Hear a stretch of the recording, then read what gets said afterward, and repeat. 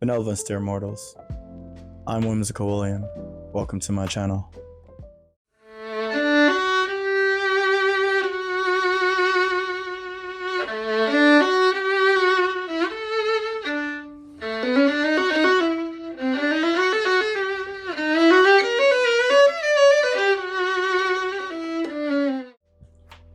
Alright, in this video, I really want all of you to trust the process. Trust your writing process, whatever it may be. If you're a person that needs 3, 4, 5 different drafts to get your story just right, if you're a person who needs to write down each of your characters' names and their eye colors and how tall they are, etc. If you're a person like me who writes their first draft by hand on paper or whatever the case may be, trust it, do it. Make sure that you stay true to what works for you. Don't glamorize other people's writing process like Stephen King, a person who just kind of comes up with the story as they go. If you're a type of person who needs to make an outline or kind of build the story up into bits and pieces, do that, because the importance of the end result is more important than how cool you look or how awesome you feel while you're writing.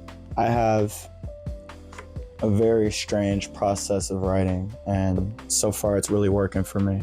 I've gotten farther in this novel that I'm working on than any other project I've ever done, and I feel better about it than any other project that I've worked on. I'm on chapter 7, and it's only like the second draft, but I feel fully confident that I'm going to finish it and I'm going to enjoy the ending. Most of my works I throw away before I get to the ending, or I hate the ending. So this story is like the one. So my process is strange. I like to write with a fountain pen if I'm feeling fancy, if I'm in a rush, or if I'm in a space where I don't have the luxury to dip my pen. This could also be called a dipping pen, by the way. Then I'll write by hand in my notebook. If I don't have that luxury even, I'll write my first draft in my phone.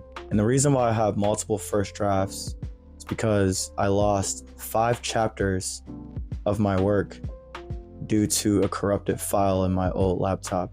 So that got me paranoid and afraid. I didn't write that story again for another 2 or 3 years. I kind of stopped writing because it was such a demoralizing dilemma. But I got the idea to change my story around, just start over, but still keep the core foundation. So here we are. I started writing again, but I write it by hand and in my phone. And once those two are done and I'm satisfied with the amount of chapters that I have and the progression of the story, I'm gonna go ahead and grab my Microsoft Word and type into my new laptop. But yeah, my process is really strange. Sometimes when I'm out and about, or if I'm at home and I get like an idea and I'm laying in bed, I keep sticky notes next to my bed or near me. I have a giant stack of sticky notes, really cute ones too. I got these Gundam ones. I don't know if the camera's gonna, there we go. I jot down my ideas because there's nothing worse than being half awake, having an amazing idea, and then falling back to sleep and waking up and knowing you had a great idea, but you can't remember any of it. It's like having a good dream, not being able to recollect any detail. So my advice to you, keep paper and pen around you at all times, because inspiration comes out of nowhere. You could be walking, see a cloud in the sky. Wow, I'm gonna create this character. It has nothing to do with the cloud, but that was your inspiration. You can get hit by a brisk breeze, and there's more inspiration. Your boss could piss you off at work. There's more inspiration. Someone could cut you off while you're driving, or you get a puddle of water thrown at you while you're walking. Inspiration. It could be good, bad, neutral, negative, positive. Just keep paper, keep your phone on you. Just keep a way to get it all out of your system, because we're not beings to have perfect memories. Some of us do have perfect memories, but for those of us who don't, keep that paper and keep that phone with you so you can jot it all down. Another weird part of my writing process is to, well, I don't know if it's weird, but it's personally good for me. I name all my chapters. A lot of novelists have stopped doing that, or they name it, but they don't keep the names. I'm thinking about keeping my names for my chapters because it just feels unique to me. I just don't see a lot. When I read manga, I have a lot of manga behind me. Most of those are titled, which I love that. It's really cool. I thought I could be a writer like Stephen King. I thought that I could have an idea and just let it roll out. Just keep going and going and going.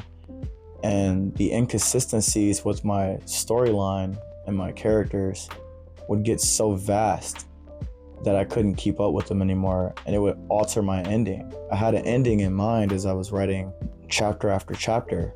And then once I got to that ending, the ending didn't make sense anymore, or it was anticlimactic. So if you're a writer that can do that, you're awesome. But I'm just not that writer. And it's very important for us as creative people to be honest with ourselves, what works for us. If you're an artist, if you're a painter, if you're a sculptor, not all sculptors use the same tools. Like some people hammer a lot more than others chisel. Some people that draw use mechanical pencils. Some use a blade to their graphite. Everybody has their method. It's very important for you to stay true to yours and to be honest with yourself. You can try other people's styles, but it's only for experiment, because what's the most important thing is you getting your result. So yeah, I just wanted to rant a little bit about trusting the process. Just all of you writers and you creatives out there might feel a bit of shame or might feel alienated because you don't see other people that write like you. Like you might go to a cafe to grab a snack and you see everybody on their laptops and they look so cool. They're just working, typing away, getting stuff done. And you can't work in an environment like that. You need silence, or you need to be at home, or you work good in bed. You work good on your couch. You just can't go out in public and write. That's okay. You don't have to be like these other writers. Or if you're someone that needs to be stimulated by the sound of clanking dishes and conversations around you, but when you're in silence, it's hard for you to concentrate. Be honest with yourself and trust that process, and whatever it takes to get the best product out of you, to get the best art, the best work, do that. Never be ashamed of what you need and what's going to make you the best at your craft. This is Whimsical William. I had a really good time talking about writing with my last video. Don't mind that siren.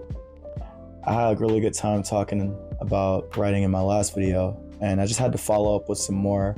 We're going to get back on track with the manga content because your boy's been reading, and it's Christmas, so I got to talk about that too. With that being said, thank you so much for tuning in to another video this week. I'll catch you in the next one. Peace.